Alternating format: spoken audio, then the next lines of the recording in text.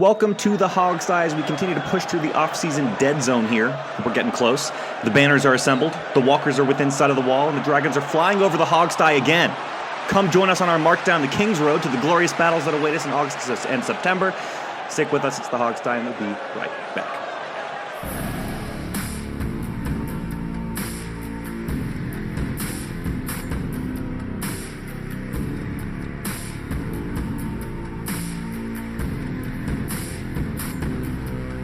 Welcome to the Hogsty with your crew, Adam Taraski, Alex Zeese, Sean Conti, and Steve Thomas.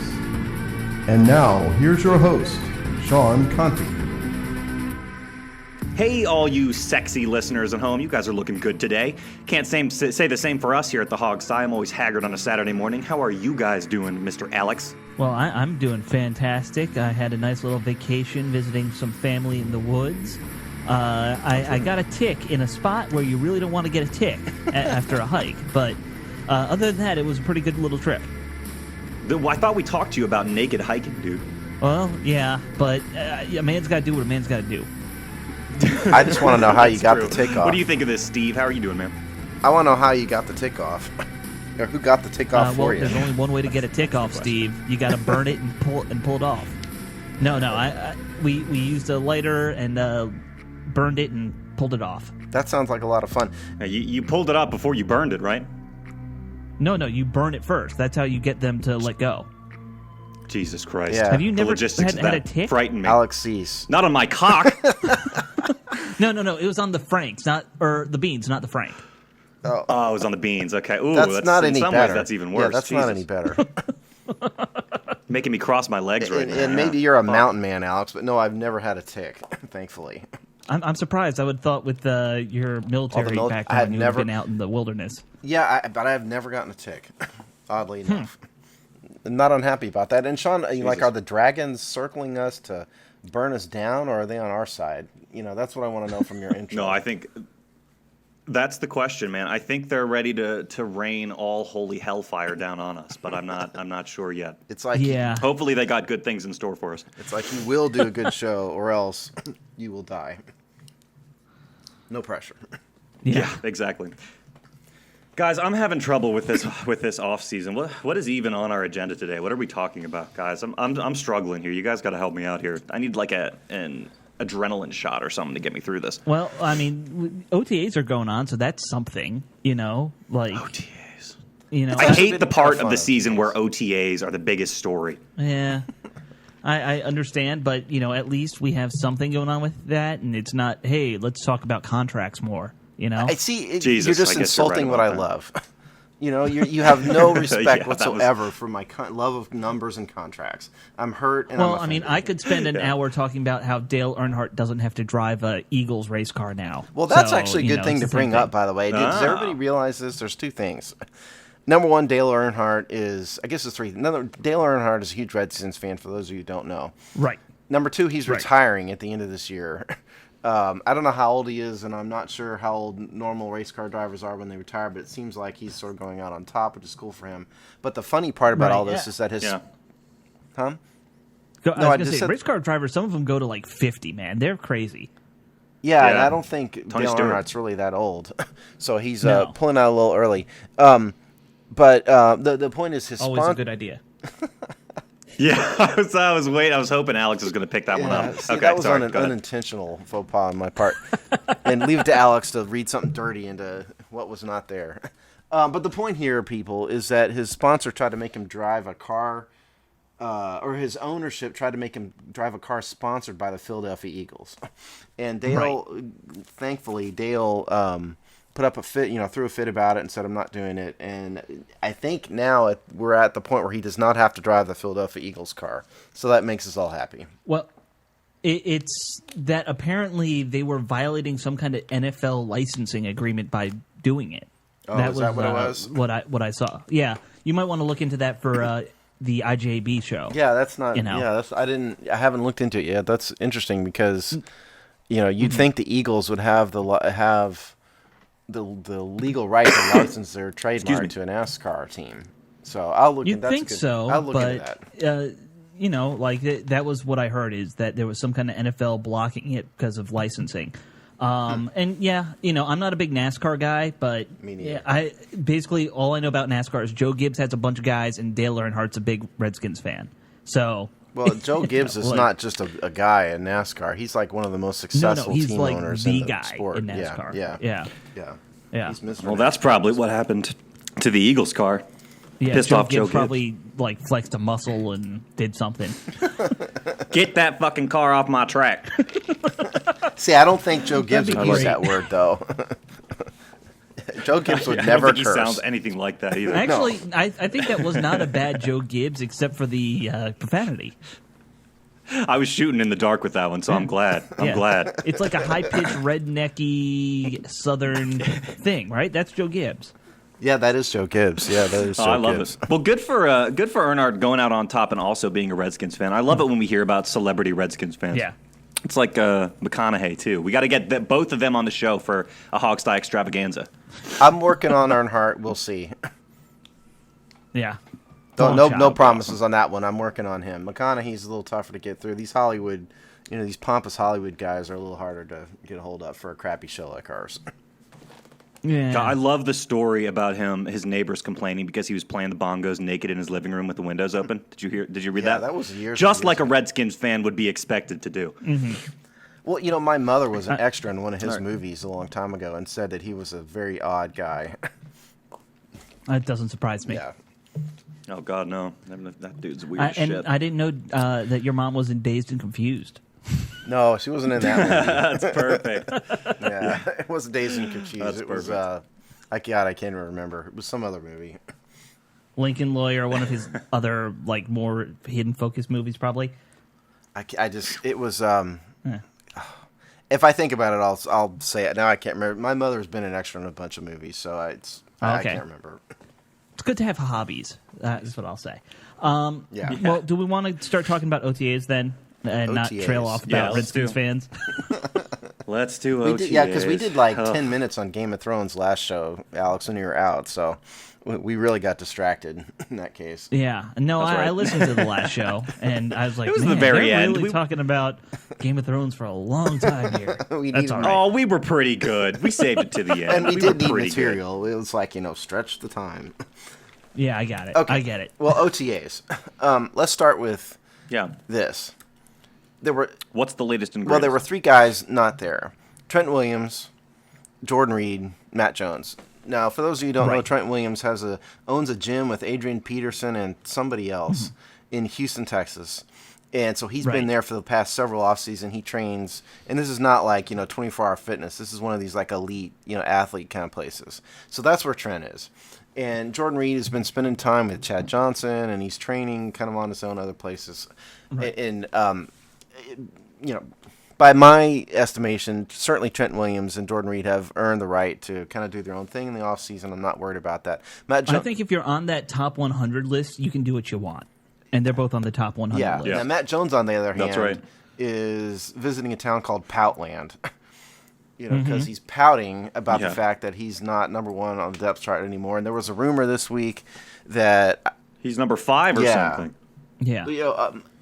Way down Well, there. my response to Matt, if he's mad about that, is show up in OTAs and beat these guys out, Right. instead of pouting Right. about it. So I don't know how do you guys feel about Matt Jones? I personally Well, think my first question is Poutland on the coast of Florida, or is that way down on the tip of America's way? Oh, it's 'Cause I way feel like down it's on gotta the be tip. way down It's there. way down on the tip, for sure. Yeah, I think, one, I don't blame him necessarily because the writing is on the wall for him. Yeah. I think he's probably gone about it the wrong way, but we've all been there, man. Everyone's had a job where you're like, this just isn't working out for me, and you kind of know you're going to be let go or something like that. But It's been almost every job I've ever had, Yeah. by the way. Just not working out. No, it just doesn't work out, and I really think the Redskins should. Here's the thing. It's a bad look for him. He's probably not going to get another NFL gig after this because of that. The fact that it's kind of been made, well, he's skipping OTAs to quit. If I were another team, I probably wouldn't go after him. But, they should just do it, rip the Band-Aid off, get rid of him at this point. Well, That's there's no what I real think. reason to, though. Somebody asked us this on Twitter, and my response to that was, we don't need his salary cap space, and we don't need his roster spot right now. And so there's no real reason for the Redskins to have to cut him right now. It's not like he's got a huge contract that's eating up tons of space, and we need it. Maybe not, but you can always use a roster spot for some. You know what? I'd rather him not being there is enough of a reason to say, well, we could use his roster spot on somebody who will show up. Well, and that's the other argument to it. I mean, that's the other side to it for sure. I just think there's no real reason for him to do it right now. There's not, it'd be one thing if there was some guy they wanted to sign. Yeah, cut him. Yeah, I guess. But yeah, I kind of agree with you, Steve, on that. Only insofar as saying he's been with the team, longer than a lot of the our running back situation is what it is. It's pretty dismal, right. But he's got some team experience. There's no reason to necessarily cut ties with him. I agree. I think that's probably the bigger story. I hate this part of the offseason, too, because of these stories about Trent and, the guys that aren't practicing. We used to get it every year with D-Jax. Oh, yeah. It was the same freaking thing. It's just you can set your calendar by, the people complaining about people Portis attending OTAs and or not. Moss always going to the U and practicing down there. It's only, exactly. I mean, by my estimation, the proof's in the pudding. As long as these guys produce, I don't care if they're in OTAs or not. That's all that matters. I mean, but the Matt Joneses of the world probably need to be in camp. Yeah, I agree. And the thing about Jones is, at his best, he produces when he's on and he's not fumbling, and he's happens to have a good moment. And by the Mike Shanahan theory, where you only watch the best film and try to coach him up to that level. Jones looks awesome. His problem is he's very inconsistent, as we all know. Well, and not only that, Steve, but wouldn't you say this too? He's a man of extremes. He's either awesome and amazing in a game, or he is absolutely pathetic. He's never the workhorse that just gets it done or does the average amount. He either does nothing or he does 150 yards and 3 touchdowns. Yeah, and I think that's why he's not starting. Well, this is what he's been with us for 2 years now. And he's had, maybe 3-4 good games, and by that I mean 100-plus yards, touchdown, kind of that performance. I think that is what he is. And that's a great guy to have on your back of the depth chart for any team, but, he was drafted to be a starter, and he's not. And I really think the team is better off moving on, especially if he's going to, go all millennial on us and just start crying about the fact that he's not in charge. I'm very offended by that, and my sensibilities are very chafed. I'm a millennial, and you've very much hurt my feelings. That's right. All you millennials are flaky, and that's just, I'm sorry, it's a fact, and it's true. So I'm not going to stereotype and generalize at all. No, but, I mean, Jones has got 2 more years left on his contract. I mean, I think he is going to go. It's just a matter of when. I think for those of you out there who are waiting on a trade, I think you're crazy. I don't think there's any way that anybody's going to trade for Matt Jones. I don't even think we could get a veritable bag of Doritos. Wouldn't even, we wouldn't even get that for him. There's too many running backs out there. Yeah. So I think Matt Jones should be. I think he'll be cut. I mean, he's probably destined to be part of that final 90-man to 53 cut at this point. I think so. But that's why I'd rather get rid of him. Maybe, bring in a second kicker just for, preseason so that you don't overwork the kicker. That's got more value to me than Matt Jones. I don't think you can overwork the kicker. That's the point. That's the point. Then why do you need to bring a second one in if you can't overwork him? Because that's more valuable than a running back who doesn't want to be. No, I think if you're going to bring in another guy, bring in another running back. Bring in some linebacker. Bring in another piece we need. We don't need another kicker in camp. Sure. I mean, Hopkins. No, I think that it was a joke. I tell them from time to time. Oh, see, it just was one of those not funny jokes then that nobody got. Yes, exactly. Oh, Steven. My goodness. All right. Out for blood today, guys. The other. Yeah, what else is going on? The other big news is not really big news, but a point that was made. This came out of the Post. This is Mike Jones, Master, and Liz Clark's write-up from the 31st. They mentioned how Pryor and Cousins are trying to work on timing. And, I mean, that's in addition to just being obvious. But the point, I think, that was made was an interesting one, which is, Deshaun Jackson was our speedster, obviously. Everybody knows that. He was a really short guy. What is he, 5'9", 5'10"? Terrell Pryor is actually almost that fast. Terrell Pryor, for those of you who don't know, ran about a 4.35 40 in college, which is just blazing fast. But he's 6'5". I think he's technically like 6'4" and 7/8 or something. So round him up to 6'5". Well, he's running a sub 4.5 40, and so he's covering a lot of ground. But he's so tall, he's got such a huge catch radius that I think it's a very big adjustment, because the story mentioned that Cousins has to get used to seeing a guy that big covering that much, covering basically the same amount of ground as Deshaun Jackson. So it's going to take a little bit of time for them to get comfortable with each other. And because Pryor is a quarterback, Pryor has the ability to speak with Cousins in a way that normal wide receivers probably couldn't. So it's an interesting dynamic, I think, that we're going to have to watch. Yeah, I mean, the one thing I saw is people were saying how he has long strides. That's been something that people keep saying about Pryor. Well, yeah, I mean, look how tall he is. He's a gangly motherfucker. Now, I will just say this. He might run a sub, for whatever on a straight line, but if you watch his game tape, I mean, he can't make the quick cuts like Djax can. You're small, you're shorter, you have the tiny center of gravity, you can cut really fast, you can do those double, triple moves. I don't think he can really play like that. So I think that's going to be another obstacle in kind of replacing, quote-unquote, Djax with Pryor, is that it's going to be a totally different kind of receiving game for Cousins, I think, to get used to. Yeah, don't misunderstand me. I'm not saying that Pryor is going to replace Deshaun Jackson, because clearly they're different. The new Djax. Yeah, I don't think that's it at all. But the point was just, if you put him in a straight line, Pryor's going to cover almost the same amount of ground in the same time, and it's just an adjustment for certainly. Mm-hmm. I mean, certainly. No, I mean, I think you're right. Pryor isn't going to cut anywhere near as quick as, even in the same universe as Deshaun Jackson. Obviously. Yeah. Exactly. So that was an interesting part of it. Some more stuff here out of OTAs that came out this week.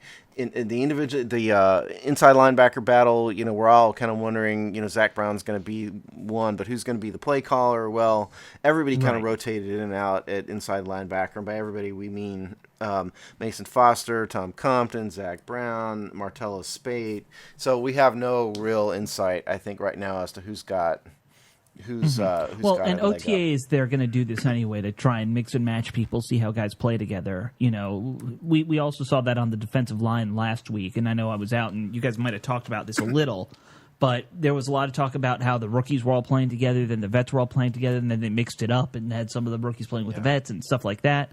This is what you do early on to try and find guys who kind of can work together well. Build that linebacking core so that you find the best mix of players, which might not always be so straightforward to, the layman, where you're just like, well, put the two best guys out there. That's not always how it works, I think, with defenses. Also, I mean, if anybody's been it's played team sports, it's like when you're in the preseason phase, you do move people around and just kind of see what happens. And, certainly it's only June. So, will Jonathan Allen, be starting, at defensive end in a 3-4 base, when the season comes? I'd say probably so, more realistically. But now, let him experiment.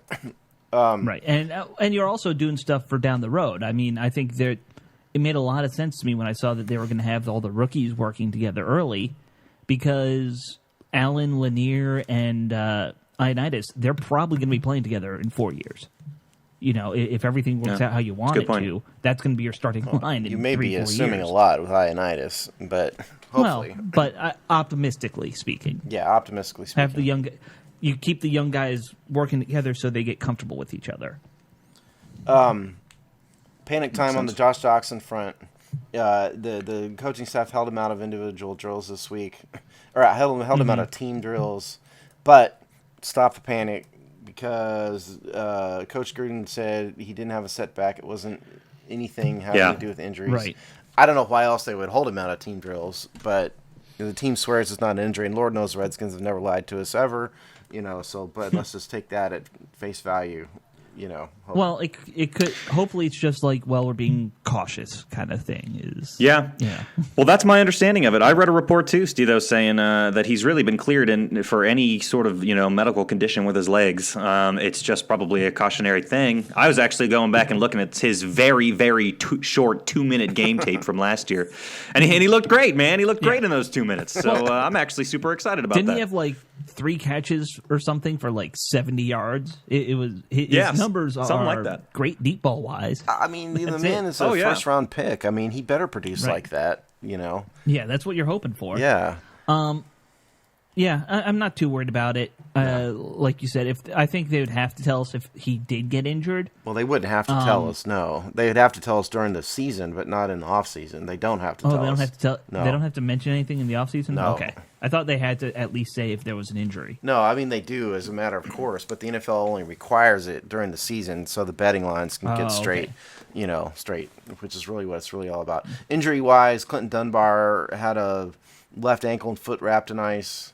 So we don't know what that's all about. Josh Evans looks like he had some kind of thigh injury. Neither one looks to me like it's very serious. So no big deal there. Junior Gillette, there was a Junior Gillette sighting. As it turns out, he was doing more work than they thought he was. But I don't know what you guys saw, but the chatter I saw was that he still doesn't look explosive, like he did before his injury. Did you guys see anything different on the Gillette front? No, I mean the team PR machine is saying, "Oh, he's fine," but they said Robert Griffin was fine in 2013 too. Right, all the beat reporters are saying no.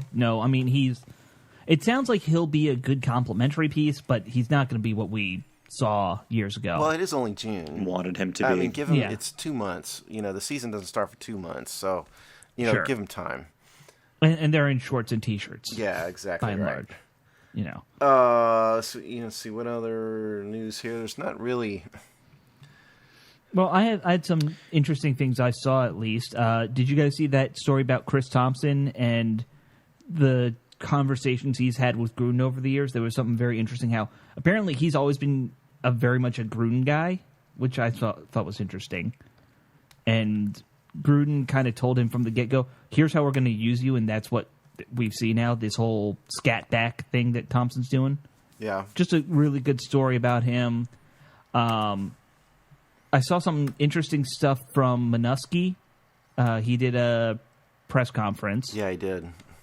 And I think he's one big thing that stood out to me is he said he's not going to have corners play right side, left side too much. He wants to kind of do with the 1-on-1, 2-on-2 thing. Yeah, I did right. see That's that. the thing that it took us to like week 6 or something last year to get to that point, right? Well, and then really they only moved Josh Norman around. Yeah. If you read between the tea leaves, what I got out of this is that I think we're going to see more man coverage. Probably they may still be in this, this cover 3 zone, thing that Joe Barry loves so much. But it seemed like what I got out of that is we maybe see less of that, more man coverage. I think the reason Joe Barry liked the cover 3 so much is because you have that strong safety in the box, which theoretically would help the run game, but it was a disaster no matter what. It wasn't helping anyway. Yeah, it wasn't helping anyway. Although I did see, and you'll hate this because it was Pro Football Focus put this out, that they rated by all means, let's talk about it. Yeah. Well, they put Rashad Breeland as the best slot corner that they rated in the NFL last year, which I find interesting because he didn't play there much, but they said when he did, he actually had the lowest quarterback rating against him or something like that. And to that I say, so what? Well, if you're just using standard QB rating, I have less of an issue with it, but... Well, but they're attributing anyway. I'm not going to go into that. It is what it is. Take that. If you want to subscribe to that, do. If you don't. Well, but I've already said that I think Breeland should play in the slot anyway. I find it interesting that they're seeing it too. Well, yeah, and I feel like people have been saying that too. Actually, I thought he played pretty well in the slot last year. I'm excited to hear that, and excited to hear that they're doing more man coverage, Steve. Because I was just going to say about that point that you made. You can't have a game where Antonio Brown's catching 3 touchdowns and going for 110 yards because you don't put Josh Norman on him. You can't do that again. Well, also, by the way, Antonio Brown is not a good matchup for Josh Norman. Josh Norman might not even be the one you want to have just man up. I don't think there's anybody who really is a good matchup with Antonio Brown. Well, but with those guys, it's tough. Well, Yeah. but particularly, Josh Norman is. We talked about this when he did our cornerback position group breakdown. Norman doesn't beat you with athleticism, speed, and quickness. Norman beats you with technique and because he's smart, and he's a good corner. And Antonio Brown beats you because he's faster than everybody else, among other things. Yeah, but who else are you going to put on Brown? Well, on our though? team, that's the nobody. question. On our team, nobody. Exactly. But on You just need to go over the top help with the safety. That's the need thing. to do. That's the thing. Yeah, that too. And we didn't really have a safety to do that with. No, we didn't. And Breland went back and forth with some fans this week on Twitter about being in the slot, actually. And so at very minimum, it shows it was at least. I didn't see that. What did he say anything? Not anything that was earth shattering, but it was something like, I guess y'all want to see me in the slot this year, huh? And he went back and forth. Typical Breland sour grapes tweets. Yeah, a little bit. I don't know if I'd call it sour grapes, but he just kind of has an attitude about some stuff like that. But, here's my thing. If the reaction is yes, you're the only one who can do it, why does he consider that a negative? I don't know if he did consider it a negative. Yeah, I think that's true. I think he was just bored. Like Master put out, and our friend Master put out an interesting post this week talking about that how Instagram is more interesting for football players in the off season, but mainly because they're bored, and so they put up interesting photos. And I think this is that was a case with Breland. He's done with football. He's bored. He jumps on Twitter and he starts talking about playing in the slot. I don't know if I'd read too much into that, but from a football perspective, about the thing about Breland in the slot to me is this: it's fine. I think he'd be great at it, but you need someone who can be a competent number 2 corner first. You can't throw, like the 2016 version of Kendall Fuller would be a disaster. Maybe he's improved. I hope he is. Fabian Moreau, he's not even playing right now. He's got an injury. Quentin Dunbar. Dunbar's my go-to guy still as that third corner in my mind. But until I see one of those guys he's prove not it, at least. But he's not a third corner. If you put Breland in the slot, Dunbar becomes the number 2. So you need to have someone who's a starting worthy corner at the number 2 spot before you can full-time move Breland to the third corner. That's my point. And I don't know if we have that guy yet, because again, Fuller and Moreau are question marks in my eyes. And, I'm with you there. So that's all. I don't know, Steve. It's an interesting question to pose, because I think a lot of teams, it's like they have a great number 1 receiver. Their number 2 receiver might be sort of average, but they might have a really good slot receiver too. So it's actually kind of an interesting thing to think about. I think a lot of teams sort of fit into that category. They don't really have 2 great category at receiver. See, we don't have 2 great deep wideouts exactly, but we might have a pretty decent slot receiver and a good number 1. So it might make sense actually to put more stress on that slot receiver position if you have at least one really good corner. Yeah, I see your point. And I'm not trying to poo-poo the idea. I just mean, for it to work, we have to have somebody competent, and maybe we do, maybe we don't. And totally. Yeah, I know, like Adam, played with Kendall Fuller and everything, and is high on him, and I'm not trying to. Rain on Kendall Fuller's parade, right. But he didn't play well last year. He didn't. I know he realized he was coming off an injury, but he didn't play well. And, we drafted a guy, Moreau, who knows about him, and so we're down to Quentin Dunbar. Sure. Well, one thing I'll say about not playing well, I think part of that was coaching, and there was an interesting quote by Will Blackman about playing safety and how he feels like this year he's finally learning how to play safety from the coaches, whereas last year they were just like, go do it. So, I think having guys like Minuski who actually want to coach players up, and I don't know what the fuck Joe Barry does, but he doesn't do that. Well, an interesting point along those lines. He throws trash cans. An interesting point along those lines. I saw that from Blackman, and it was certainly a slam against Joe Barry's staff. But, remember that we hired the Virginia Tech defensive backfield coach in Torian Gray. Right. So if anybody can get something out of Kendall Fuller, it's him. Hopefully. Yeah. So, okay, well, that was that. Anybody else have any interesting OTA issues? Not really. I read some story that was, it's the typical OTA story at this part of the year. But I read some story about Kirk Cousins working on his timing. I heard the defense was coming up with a couple interceptions. He was able to sort of recover, think it through, and make some really good passes and touchdowns. So I think it's good on both counts. Good that Kirk's still recovering from that kind of thing, and good that the defense might be getting some good pressure on there. You can't read into that too much. It's just a little story that came out, but good to know. I'm curious. You guys think we're going to see Terrell Pryor in any trick plays, taking snaps and gunning the ball down the field? Some point during the year, you got to. I mean, if you got a guy who's got that kind of double skill set, it's like with Randall L. back when we had him. You almost feel like you have to at least have that play drawn up somewhere in your playbook. Exactly. Exactly. I agree completely. Shit, we had Robert Griffin running down the field trying to catch a deep ball. Yeah, that was a huge mistake. At one point. Yeah, let's not ever do that. That was a mistake because Griffin can't play wide receiver, not and also considering we learned that he's made of glass, it's probably not a wise idea to let defensive backs have a free shot. Yeah, that was against the Bengals, and Gruden was just trying to fucking shove something in Cincinnati's face with that. It was a terrible idea. Yeah. The only other thing I saw that is getting me excited about, when the preseason comes along, I want Nico Marley to make this team as like a special teamer so badly at this point. Everything I'm reading about him, I like the attitude and stuff like that. I don't think he could ever be a starting linebacker, but I could totally see him as like some kind of punt, return blocker or, guy getting down the field just walloping a punt returner kind of guy. Like, I love that kind of player, I mean, that's your guy. He's got the Marley name, and he certainly gets attention because he's a Marley. But, sure. I think aside from the fact that he's a Marley, he does have something about him that draws people to him for the reasons you stated, Alex. He's got this great attitude. He's a worker. I mean, he's obviously not going to play linebacker in the NFL, right? He just said 5'8" and 200 pounds. Not in that size. No. And he's not fast. I mean, I brought up Bob Sanders a few weeks ago, as a potential comp, and people, I realized somebody threw that back at me. I realized that Bob Sanders was a second-round draft pick. He's much faster. I simply meant that they were the same size and playing safety. Okay, that was it. Right. So get off my back about it. I didn't mean that he's going to be the next Bob Sanders, for God's sakes. We're doing a show here. It comes out of my head. That's it. Can we just pause for a second to mention, by the way, the other comment we got that was awesome? I just laughed so hard. Some guy, I'm sorry, but 10 minutes into the show, it's pretty clear that you guys don't know dick. Dude, you really get this worked up over a fan-made podcast in your spare time?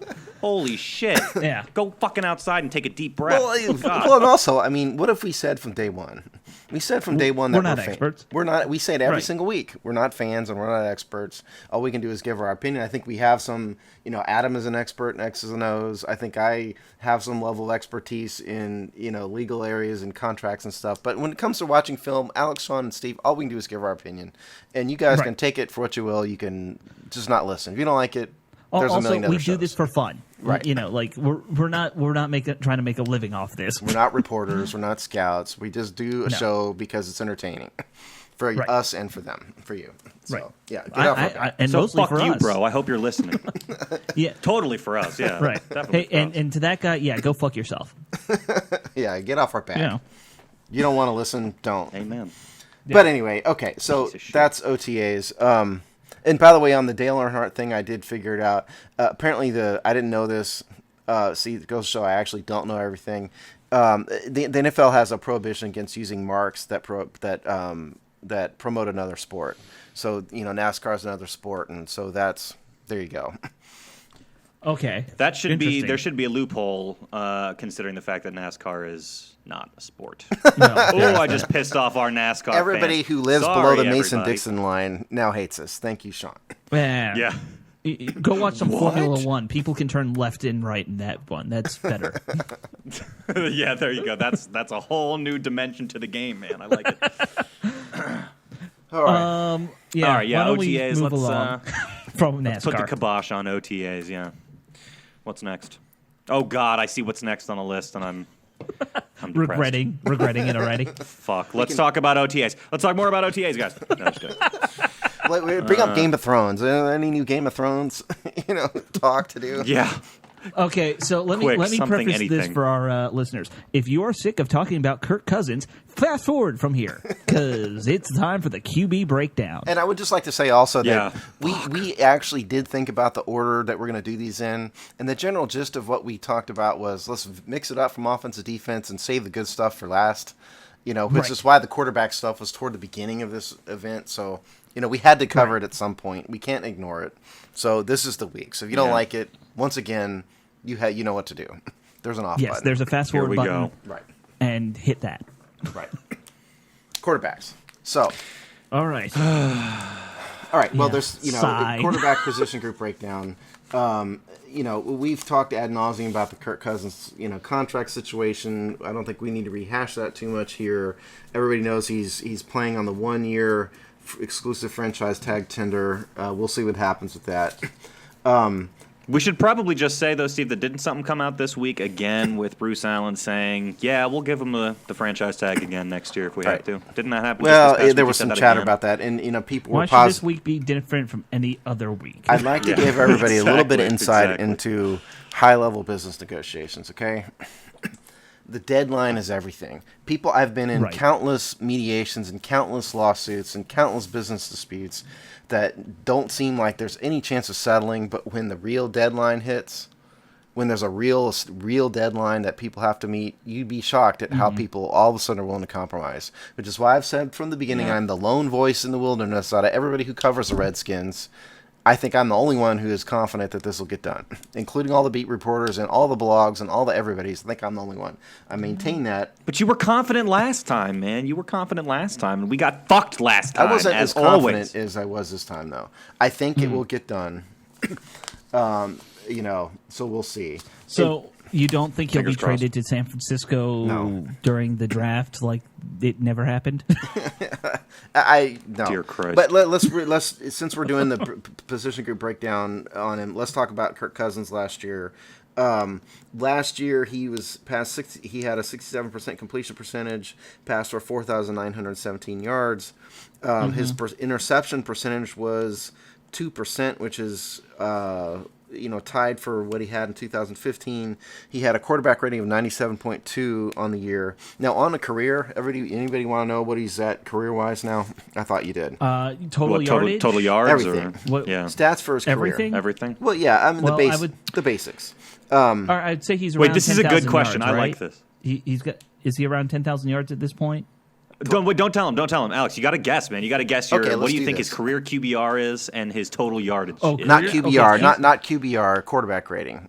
Not QBR? I Well, don't do QBR. There's I do the quarterback. ESPN Fair quarterback enough. rating, which they now call QBR, and Which then is- there's the old quarterback rating, which was called QBR. Yeah, I got- and that's the- very confusing. Well, the reason why I don't do QBR is ESPN refuses to disclose their formula, whereas I have looked at the formula for quarterback ratings, so I go with right, that one. I'm with you. Yeah. I actually agree with you on that one. All right, so I'm going to say his career quarterback rating is probably in the mid 90s, like 95. Okay. 10,000 yards to 12,000 yards passing, and Completion percentage. Do completion percentage. Do completion percentage. 67% completion. Okay. Sean, what do you think?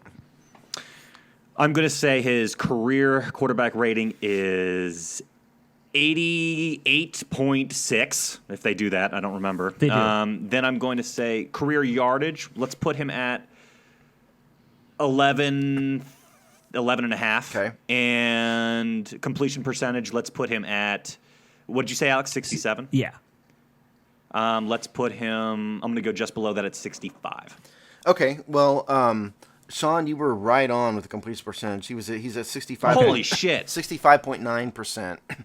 So almost I 66. never get yeah. these things right. Yeah. And Alex, you were at 67, so Sean was just Yeah, a so tiny we're, bit more neither right. of us are far off there. That's like Yeah. 5 passes in his career. Yeah, yardage-wise, Sean, you were closer than, you were closer. He's at Okay. 12,113 yards, whereas Alex gave the range of 10 to 12, so I'm going to give Sean Yeah. the victory on that one. Okay, that's fine. And then on fair. on the I win. quarterback rating, Alex was way closer. He is at a career fuck me. career 93.6 quarterback rating. Now Wow. going into year 6 of his career, Now- it's improved a Wow. lot. Those years when he Oh, sucked, yeah. he I'm was surprised, down. Yeah. But listen, if he could finish a career with a career 93.6 quarterback rating, he's going to end up being a good player. He's a good player. This is a quarterback era, but even so, that's a pretty damn good rating. I mean, it is. A career 93.6 quarterback rating in today's world, I'd say that's average for a good quarterback. I don't think it's spectacular. That's good for top half of the NFL, dude. Yes, yeah, that's what I mean. I mean, it's kind of an average rating in the world of good NFL quarterbacks. He's kind of right in there. That's not Tom Brady. It's not an elite quarterback, but it's a solid rating. But I'll give you an example. I just Googled this one real quick. Drew Brees' career rating right now is 96.3. A little bit. Wow. Really? Yeah. So, he's up there with those guys in terms of rating.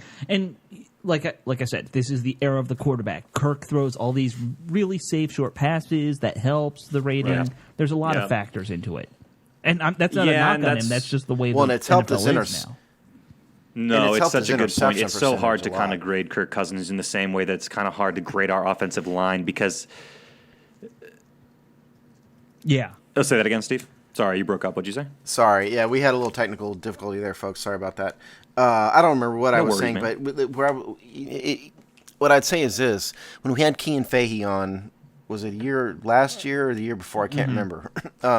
The reason why Kean, and I know some of you out there hate Kean, but I think he's, he has a lot of good stuff to say, take it for what you will. But the reason why Kean wasn't high on Cousins is that he said his numbers are inflated, number one, with all these short passes.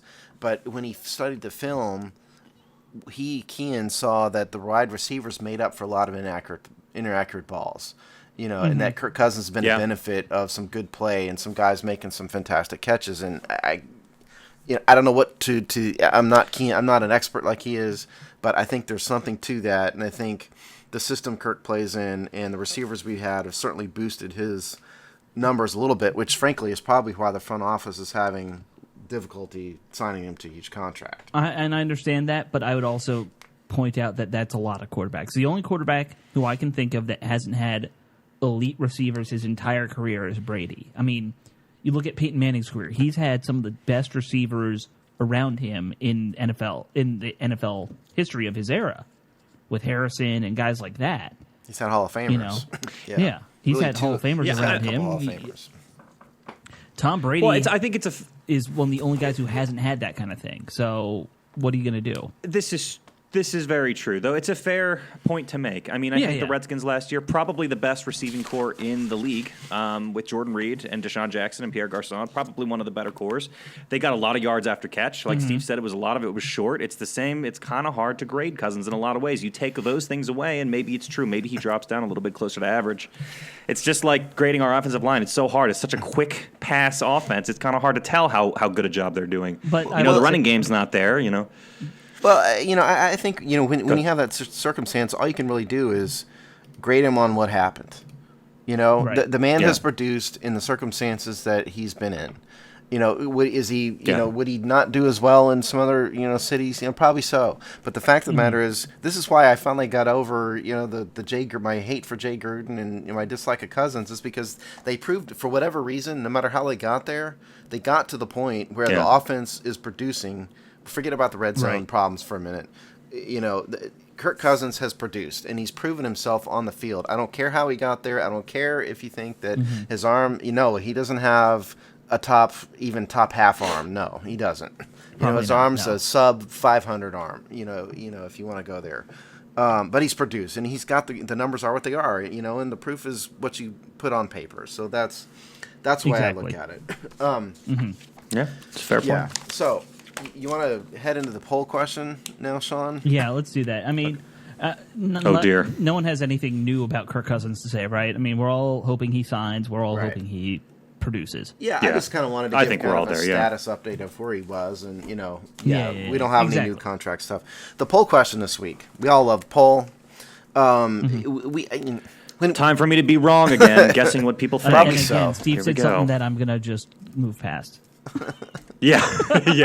See, I don't even know what I said. That was, it's the Alex in his dirty mind. Yeah.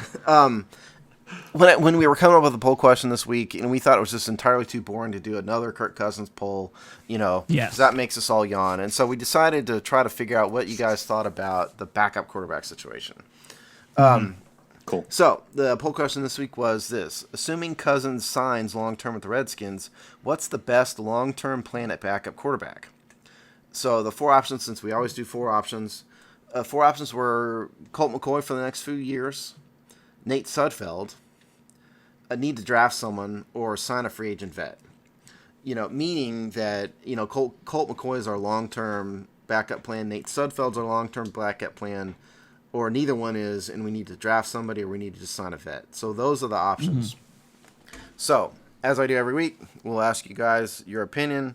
Sean had to go first last week since he was the only one here. So, Alex, why don't we start with you? Tell us what you think, and tell us what you think fans voted for. All right. So I think the fans probably voted for Colt because, go with the devil, And for Colt, by no means is a perfect quarterback, and that's why he's a backup. But he knows our system really well, so I can understand fans thinking on that. I am of the opinion that we personally, if we lock up Kirk for 5 years, then we need to draft somebody to replace Colt. Probably, what's Colt got? 2 years left on his deal? Something like that. Hold on 1 second. I will tell you. Colt has signed through 2018. So he's got 2 years left. 2 seasons then. left. Yeah. I think you need to draft a replacement for Colt next year then, and I'll tell you why. It's a Moneyball thing. You're going to give Kirk 25 to 30 million, whatever that number is going to be. You can't have your backup making 3 to 4 million then, because that's another potential contributor on offense that we'll probably have to replace.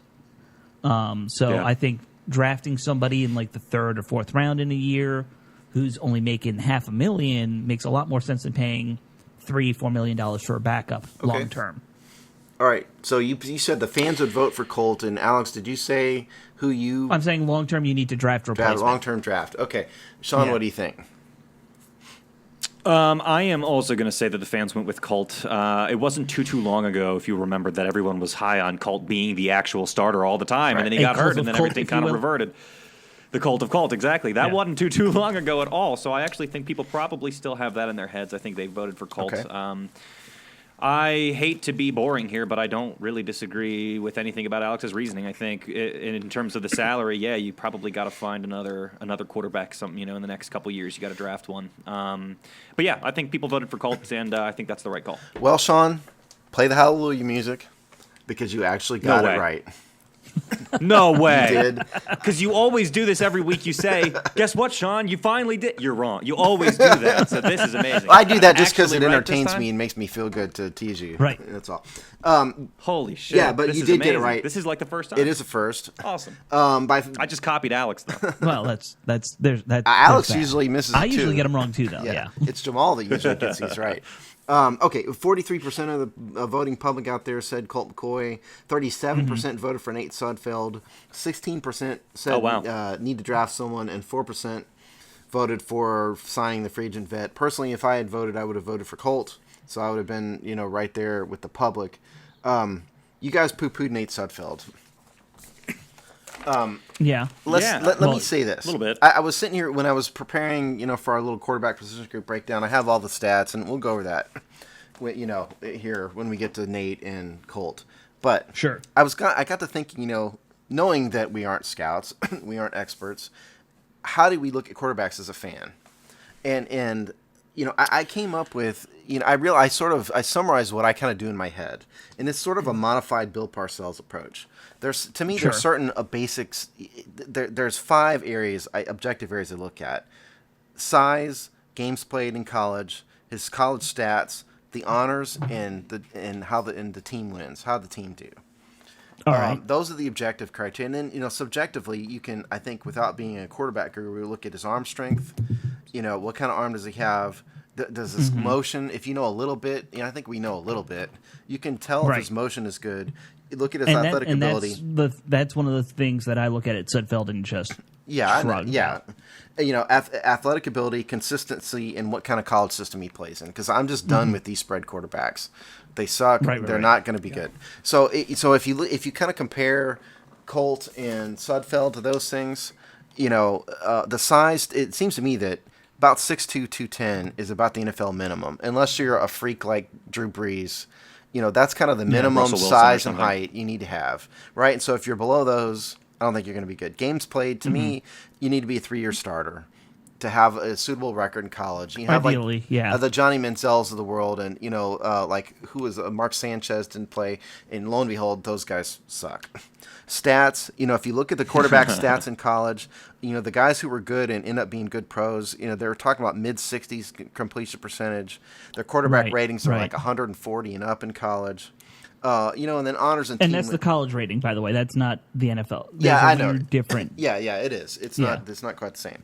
And if you look at between Colt and Nate Sudfeld, I don't know if people really realize this because you guys are mostly East Coasters, but Colt was an elite college prospect.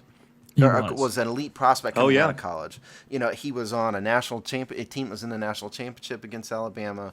They were 11-0 in 2009. He said he just shattered every Big Ten record. Yeah. I was going to say he had a bunch of records. Yeah, I have his college stats right here. He passed 70% completion percentage, 112 touchdowns. He was a 4-year starter. He was number 1 in the NCAA in completion percentage for several years in a row. His career completion percentage is number 1 all time in the Big 12 since the mid '90s. Yeah, he was scheduled to be a number 1 pick almost, and then what did he screw up with his shoulder? He broke his shoulder. Well, let's go. Those are the objective, right? He meets the side barely, and he's 6'2", about 210. He meets that. Games played, 4-year starter, all that. Great stats. Yeah. He was a Heisman Trophy contender. He won the Maxwell Award. The team, his Texas stinks now, but they were great back then. So he meets all those objective criteria. You'd think he'd be good, right? But then you go over to the subjective side.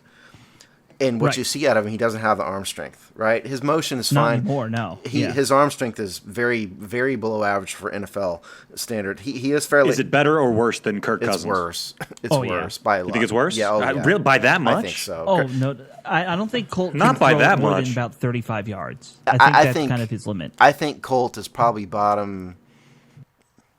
But if you made him a starter, he'd be certainly bottom 10 in arm strength. Maybe bottom 5. Yeah. I agree, but I don't think it's that bad. He's not strong. Right. And then he's not consistent. And he wasn't consistent. If you look at consistency, he was very inconsistent when he was in Cleveland. Of course, that's where quarterbacks go to die. Well, that's Cleveland. Yeah. So he's actually been good since he's been in D.C. The sample size is small because he's only played a handful of games. He's only played 6 games for us, but he's got a quarterback rating higher than Kirk. He's 99.4 quarterback rating in DC, understanding the sample size. He's got a 2.2 interception percentage. He's got a 70% completion percentage. So he's been good in his limited opportunities here. Now, and so that's Colt McCoy. Let's apply those same... You guys have anything else on Colt McCoy? I was going to move to Nate Sudfeld. I'm sorry. No, I would just say super quickly that I think the going to Cleveland thing coming out of college was the biggest, destructive force to his career. Yeah. He never played for a team that could protect him, and he's not physically robust enough to stay healthy if he's going to take hits repeatedly. And I think that's really what happened to him. I think he still probably has a lot of potential, though maybe his arm's gotten weaker, like you guys have pointed out. But I think the fact is he's just played for bad systems, and he's gotten completely beaten to shit over the years, and that's really what happened to him. I agree. It's the Patrick Ramsey thing that we had happen back in the early 2000s. And like I was saying before, he messed up his shoulder, and I think it was in the championship game, wasn't it? Yes. Or maybe it was in the national championship game. And he was, there was a big bio piece about him a year ago where he was talking about this, and he said he was told when Cleveland drafted him he was basically going to be on IR, and they weren't going to play him because his shoulder was a mess, and let him heal and let him learn the system. And then Jake Delhomme, I think it was, went down, and they forced him in. It was, even though that was a mistake, and it just made things worse. But I'd also like to say this about it: being in Texas, I watch by default. Sometimes watch more Texas football than probably some do. Those of you guys are on the East Coast and watching some other games. And I remember watching Colt McCoy in college and was not impressed with his arm even back then. Long before I knew he was going to be a Redskin, he was a college quarterback. He never had an elite arm ever. Okay, He had an average arm. He had an average college arm. I think he was always going to have a below average NFL arm. He's not a gunslinger. He never was a gunslinger. I don't think he was. Yeah, that wasn't his thing. He was escapable. Yeah. He could throw on the run, and he had good smarts. I don't think Colt McCoy was ever going to be first round pick worthy, elite franchise quarterback worthy, because his arm was never there. I think you have to have a base. You don't have to have Cam Newton's arm or like Colin Kaepernick's arm. Like Colin Kaepernick's got a gun, right? You don't have to. Sure. Robert Griffin had a gun. But you have to have, unless you're Peyton Manning, who's the exception to the rule, you have to have a basic standard. And I don't think Colt McCoy's met that.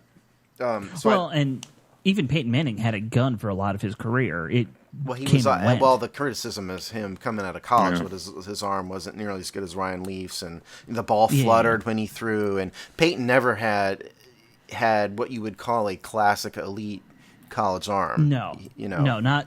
But I'd say in his third or fourth year, he had continued to develop it, and he had a really good arm. And we're not comparing Colt McCoy to Peyton Manning. No. But we're just talking about college development. I think there. So let's take. Go ahead. Yeah.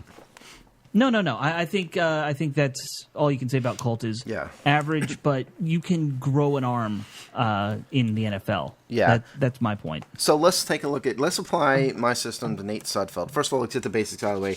Nate Sudfeld is huge. He's 6'6", 236. That was what he was listed by Pro Football Reference coming out of college.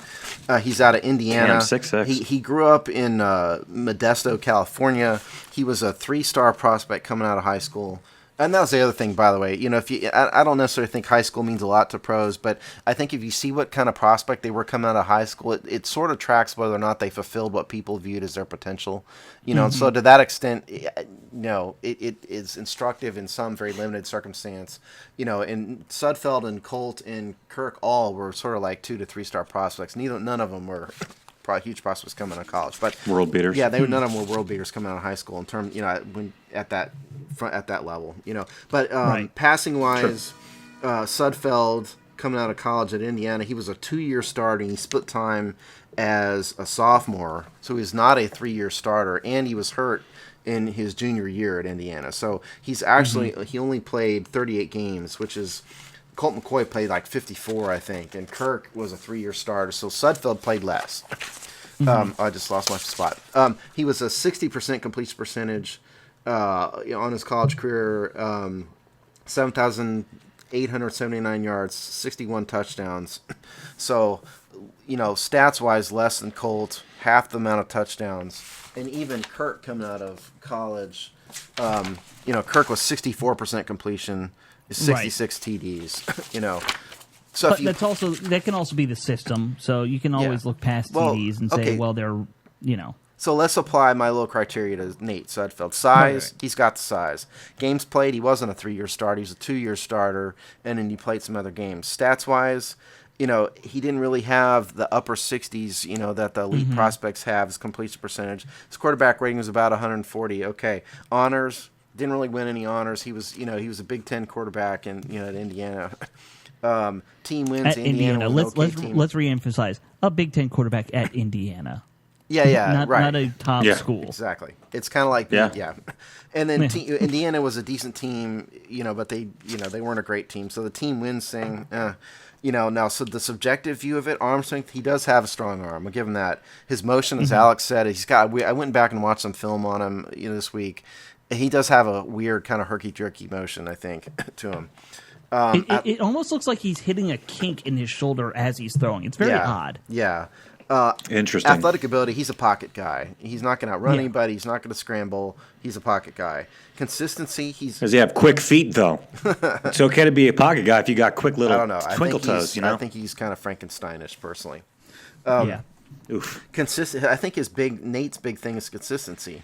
If you watch the word coming out about him coming out, in the last year's draft, he was very inconsistent. People wondered if you were going to see good Nate or the undraftable Nate, and I don't think we've seen that before. No. So Nate Sudfeld lines up as a guy who's not as good a prospect as Colt or Kirk, Could he develop? Yes. Is he going to develop Anyone into a can starter? develop. Yeah. Does he have the background that would suggest that he's going to be starter material someday? Probably not. Right. And that's my thing when it comes to a younger quarterback. When it comes to, having backups, I feel like you always need to have that younger backup who you're like, well, maybe in 3 years he can start. Because you're going to have 3 quarterbacks now. Everyone has 3 quarterbacks with the way the rules are set up. You have your starter. I think you have one backup who you trust right away, and then I think you should always have somebody you're developing to maybe be a starter someday. Yeah, I mean, I just don't get that vibe with Nate Sudfeld, and I know I'm low on him. I've always been low on him. You are. I mean, could he be a valuable backup? It's going to take him a while. I mean, I think long term, if by the time we're ready to move on from Colt, could Nate be ready to step up to be the backup? I think that's his ceiling, and that's as much as we could hope for out of him. Sure, and that I can understand, but if that's the case, then that means we do need to draft somebody who's got a little bit more Absolutely. of that upside potential. And there are always quarterbacks like that in every draft. Yeah, I mean, listen, I mean, you said it before. Colt McCoy's got a $3.6 million cap hit in 2017. That's a starter. That's a starter at some spots. Well, no, it's not a starter at some spots. I mean, it's not a starter by quarterbacks. At some positions, at some positions, I think you meant. Oh, That's what I meant. At some positions. It's just quarterbacks. Yeah. That's another position you can pay. All Yeah, I mean, that's what I'm quarterbacks saying. come with a higher price tag, though. I mean, Right. they just do. But it's but if you sign Colt again to another contract, he's going to get a raise, and the cap it's going to go up, generally speaking. So I think at some point, yes, we need to draft another quarterback, and then either he's going to beat Sudfeld out or not, and then. Yeah, I mean, I think the plan next year does need to be draft new quarterback. But in terms of, I'm in the more of the camp of let's wait and see on Sudfeld. I'm not convinced that he stinks just based on 2.5 preseason games last year. No, I mean, I'll I be think watching him closely in camp, like I've said. I will be very interested to see if he fixes that throwing issue. His footwork, like you were kind of talking about, Sean, nothing spectacular. It's okay. A little slow. When you're talking about the stuff I look for, it's more that qualitative stuff. Like, Steve, you were talking about the Bill Parcells numbers. Yeah. I like more the Bill Walsh mentality where I'm looking at foot speed, I'm looking can they roll out, I don't care about arm strength. I honestly don't, especially if we're talking about a long-term backup. I care about accuracy. Well, and let me clarify. I don't mean to interrupt, but let me clarify about it. Yeah. I don't think you have to have a gun. What I mean by arm strength is, does he meet these? Does he have an arm strength sufficient to be a quality to make the throws and be a quality NFL player? You don't have to be Jeff George, but you have to meet a minimum floor. And I don't certainly like Pat White didn't, right? Colt McCoy's kind of fluttering on the edge of that. That's what I mean. Kirk is kind Colton preseason and watch him throw a deep ball, and around 35 yards, it just nosedives. That's kind of his limit. I mean, and that's what Kirk doesn't have a very strong arm by NFL standards, but he's above the line. He can do it. Right. He can throw a ball 40 something plus and get it to a guy. It doesn't have much zip, but he does it. Right. Yeah, I mean, I think how many backups around the league have that cannon arm, right? Like probably not many. They probably more fit into that mold of pretty good smarts, can get it done, got some team knowledge. They can make most of the throws. Yeah, they might not be able to drop that 50-yard bomb down the field, but they can get it done. We're going to get that in any backup, I think. Yeah, That's just going to be the nature of it. I think if you're listing all your tools, no backup's going to have all the tools. No. That's very exactly. I mean, maybe now the only one you can think of right now is probably Garoppolo in New England. Well, I don't know. Even then, though, I mean, he's overrated. He's overrated. I mean, he's playing in New England. He's got Bill Belichick as a coach, and I just don't know what you'd get out of Jimmy Garoppolo if you moved him to some other team, average team. Yeah, he could Cleveland. be. Who was the last guy that they Matt did Castle that with? is the guy they did Matt that Castle. with. Thank you. Yeah, it could be another that situation. Sure. Let me ask you guys this. I say this. Go ahead, Sean. Oh, go ahead. Well, I was going to drift, so go ahead, Sean. Well, I was just going to say, I hope that you don't really need to play Colt McCoy in the preseason anymore. I don't think at this point in his career, you don't really. I mean, it's great, I guess, for the game experience just leading into the season or whatever. But he's got to keep his arm fresh and keep He's got to keep it fresh. This is true. But I'd be much more interested in seeing Sudfeld more. So, trot Kurt out for a little bit of game 1 and then put him back. Let Sudfeld play the rest. Let Sudfeld play game 2. Kirk plays game 3. Let Sudfeld play game 4. That, I'd like to see plenty more to just see what we... Exactly. Let's just see what he's got. Yeah, Why not? I kind of agree with you. I think we need to see more Sudfeld. I mean, they're going to play Colt, obviously, to some extent, but I think we need to see more Sudfeld for sure. Mm-hmm. But this is a little off topic, but it has to do with quarterbacks. I'm just curious. Robert Griffin and Colin Kaepernick. We don't want to get into the political stuff with Kaepernick necessarily on this show. Maybe it's a topic for all 32. But do you guys think that Griffin and Kaepernick are going to get jobs this year? Neither one of them are signed right now. I don't think Griffin will. I think. I mean, I do think at some extent, the politics stuff plays into it for both of them. Actually, Griffin. What has Griffin ever done political? Griffin hadn't done a thing political. Well, I consider it a broader political thing than political, really. It's, let's just say, off the field.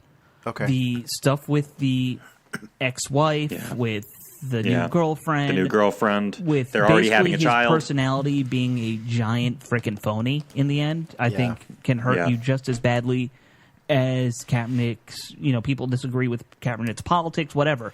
But I think that plays into it. But I do think Kaepernick probably belongs in the NFL. I think he's talent-wise, he's good enough to be a backup. He's better than most of the backups out there. Yes. So to me, it is a little odd unless you're doing a price tag situation, and that's why he's not signed. Because if you break down their raw talent, Kaepernick can play. He can. He's not perfect, but he can throw the ball. He can manage it in the huddle. He's just not going to be. He's 1,000 times tougher too. Is he's never been important hurt. too. It's 1,000 never been times. That. It's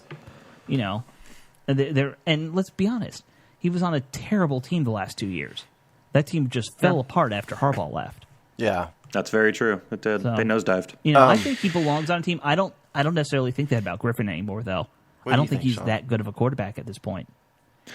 I honestly, I got to agree. I think between the two of them, Kaepernick's obviously the better guy. I think he's got the better mind for football, and he's better physically. Robert Griffin is just such a mess on the field and off the field that, it's just not worth it. I don't know. I can't think of any teams that would be looking at him and really seriously considering it.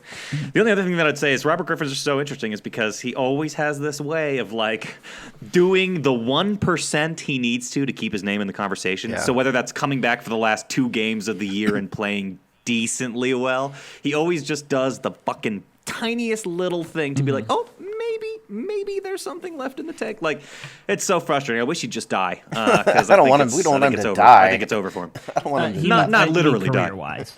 Yeah, career needs I think, to be put down. I think Robert Griffin just can't stay healthy. He's proven he just can't stay healthy. And the spread offense thing, I mentioned about the reason why I thought about those two guys is they both came from spread offenses. Colin Kaepernick was in and played in the pistol, and Robert Griffin was in Baylor's unique spread system. And neither one of them really transitioned option plays to become a true pocket passer. And so I think Griffin. Same with Johnny Manziel. You could put him in the exact same boat too. Yeah, and Manziel didn't have the physical tools that Kaepernick or Griffin had. On top of that, on top of all his drug use and all that other stuff, physically he just didn't have it. But I think Griffin is probably done. And Kaepernick, from a football perspective, he belongs on a team. I think with Kaepernick, it's really a cost versus benefit thing.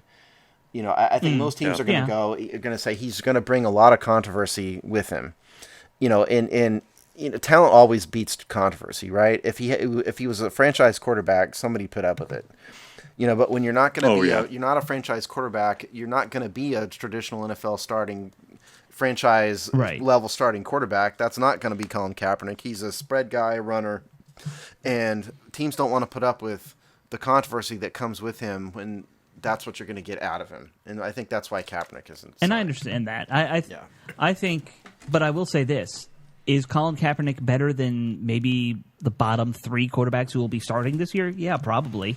Depends on what system you're talking about. He's not going to be a pocket. He's not going to be a pocket passing West You got to Coast be running Jay Gruden style. And I think that's the problem with all these spread guys is you have to run a system that caters to them. Not you can't just say, hey, go play West Coast, go play a classic play action system. You have to run some kind of read option gimmick. Well, that's why how much worse How much worse do you think he is than, say, like Ryan Fitzpatrick? I know completely different kinds of quarterbacks, but I'm just curious what I you wouldn't think say in terms he's any of just worse. overall I would say quality. they're about the same. If not, he might even be a little better at this point because he's got a better arm than Fitzpatrick. Yeah, see, that's what I'm saying. I That's what I'm don't think saying. I think I that don't you're think right about that. Kaepernick is going to succeed in a system that Fitzpatrick would be at least competent in. You know, you could put Fitzpatrick in a system. Totally different styles. Fitzpatrick's going to throw a billion interceptions, and he's not going to be good, But I think Fitzpatrick may be able to run a pocket passing, quarterback don't move, stand in the pocket and throw the ball kind of system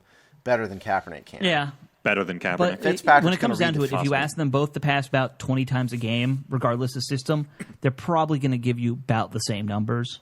It's going to wash out. Maybe I kind so. of agree with you on that, Alex. I think it's probably pretty close, yeah. Now, but is he better than who's the guy in Denver right now? Is it Trevor Siemian?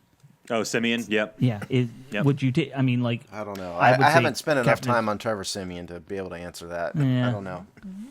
I mean, is Simeon he? was playing in the damn, he's playing well into the playoffs last Yeah. year. That's true. I think Simeon's decent. I mean, trust me, I'm not that high on Simeon or anything, Yeah. but or God, that's actually a really good question. I don't know. That's right. a good question. Or the grab bag that will be Cleveland's quarterback situation. Well, or I the think Jets quarterback situation. Cleveland is just the black That's right. hole of quarterbacks. Anybody who Right. goes to Cleveland instantly is going. Even if they have potential, that potential seeps out when they cross into the Cleveland city limits.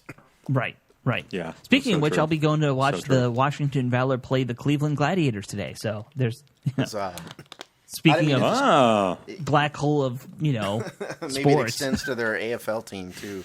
Because we've got the Cleveland Cavaliers got demolished in Game 1 of the NBA Finals. Yeah. The other Yeah. night too. So. I didn't mean to distract right. us all. I just wanted to bring that up because I thought it was an No, interesting and question. I think it is an interesting question. We are in an era, though, people seem to be down on the quarterbacks. There are so many good quarterbacks these days that people just, I think, are getting spoiled by it.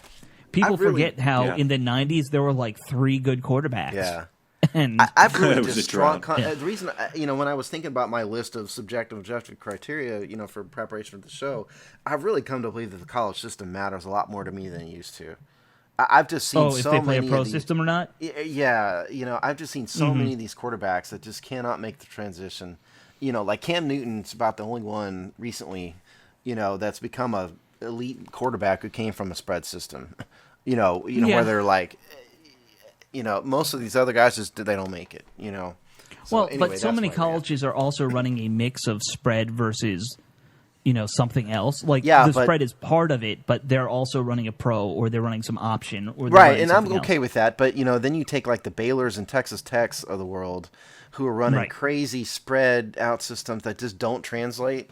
That's why I wasn't high. Who's the quarterback from Texas Tech that got drafted this year? The one who somebody went to help me. Cleveland, right? Didn't Yeah, he? some- Yeah, No, he didn't I go know to who you're talking Cleveland. about. No, that's not the guy who went to Cleveland. Who went to, I'd have to look it up.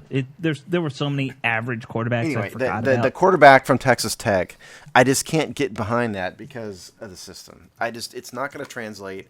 Maybe I'm scarred by the Robert Griffin experience. I don't know. But give me Patrick Mahomes. makes That's what you're sense. thinking Yeah, of. thank you. Patrick Mahomes. There you go. I can't get behind Patrick Mahomes because he's got so much to learn, Mm-hmm. So if I'm looking at a highly drafted quarterback, if I'm the deciding factor, that's going to matter to me. Sure. The End only of- thing I'll end of say about rant. him Totally. is he did go to the Chiefs, so working with Andy Reid. Andy Reid is a lot of Skins fans hate him, but you got to admit he was really good in terms of developing quarterbacks through most of Yeah. his career. He So- made a good quarterback of a guy who, digs trenches with the ball in Philadelphia. Right. Right. Wow, And look yeah. at Alex Smith in Kansas City. He finds ways to make guys work. So, Yeah. yeah. Well, he knows. Yeah, he maximized his talent. I think that's I think absolutely that's true. a good way to put it. Yeah. Yeah. So we'll see with Mahomes. I'm with you though. I'm not high on any guy who comes from a spread offense. I'd rather a guy play a pro system. That's why I was high on C.J. Beathard being drafted Yeah. by the Redskins, ideally, but that didn't happen. Obviously, he went to Somebody San stole it. Francisco. Well, he went to higher than anybody thought he would. Right, but Yeah. he played in a pro system, even though his numbers aren't great. Well, like, look at Kirk, for yeah. example. Like, Michigan State isn't known for playing a crazy spread system.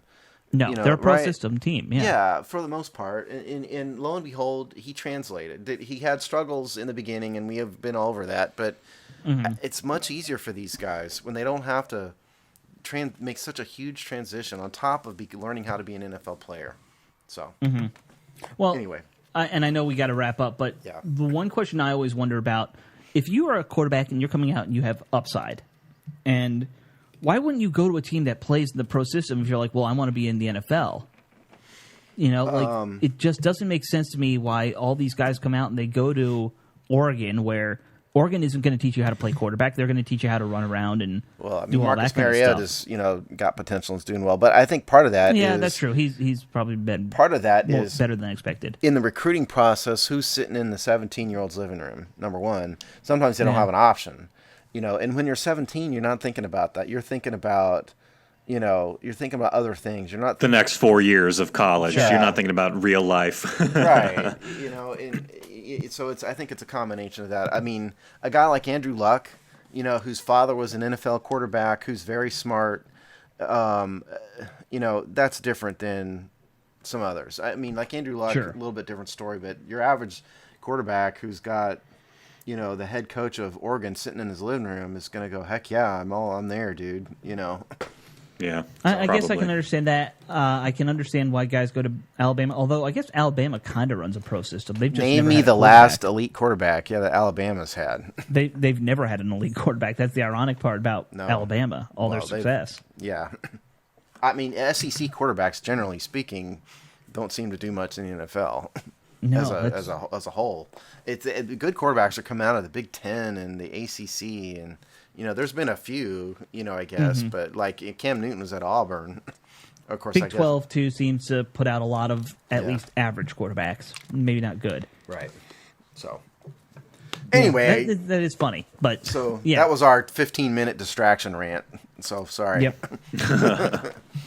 We're always good for one of those. Yeah. Well, you guys got what else is new in your lives, fellas? Anything else going on besides all this Oh God, you football don't wanna wonderfulness? Know. You don't want to know what's new in my life, Sean. No, our lives have actually. I mean, we talk off air, but our lives have been depressing. You're the only one whose life might have anything good and new. Me? Yeah. No, Sean. I guess I'll Oh. I'll share it with the neighbors. I had a psychopath that lived above me that moved out this past week, so I am just enjoying my newly pleasant to be in apartment that I've lived here for about a year now. It is finally now comfortable to be at. So You want to tell a good you know what? psycho That's pretty story? damn good. You can't lay that on the audience and not give them a good psycho story, though. Oh Jesus, where should I start? I got so many fucking psycho stories of this lady. Oh my Well, God! You've I only mean, there had was to the have time. cops called what 3-4 times. Yeah, she's only had 3 criminal charges brought against her in 2016 and 17. So yeah, it wasn't too bad. It could be worse, I guess. Let's see. There was the time that I came home and she was throwing baking soda around all over the building so she could track criminals by their footprints. She Yeah. really believed that she was going to track a criminal back to his lair, I guess, or evil headquarters or whatever, by their footprints through baking soda. She's just pouring it all over everything.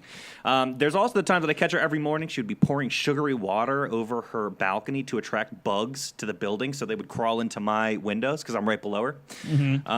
There was, oh my God, she'd come home every day, people, and there would be a new massive dent on her car. I don't know where this woman was driving. She's just driving into things. Everywhere she would go, she would just hit shit. She'd come back every Maybe day. she was driving. Mirrors through would be smashed. driving out to DC and back every day because that sounds like my car. Yeah, right. I a long mean, drive. out here in Boulder, there's no excuse for hitting anything. It's also spread out here. Yeah, Right. It just makes no sense. So I am just extremely happy about that, and that's made my whole weekend be much happier. So I'm going to go enjoy that. my That's friends. good. Yeah, that's good news. I mean, my personal life, I've told you guys, my grandfather passed away last week, so that's why I was out last week. Also, I was just taking Rest a in little peace. vacation. I will say the fun thing I did with my family, apparently somebody built an entire replica of the original Star Trek set in Ticonderoga, New York, which is right by where my summer house is. All Dude. 8 original sets from Why? the 60s Star Trek. Why would they That's where do they that? film all the fan fiction Star Trek shows.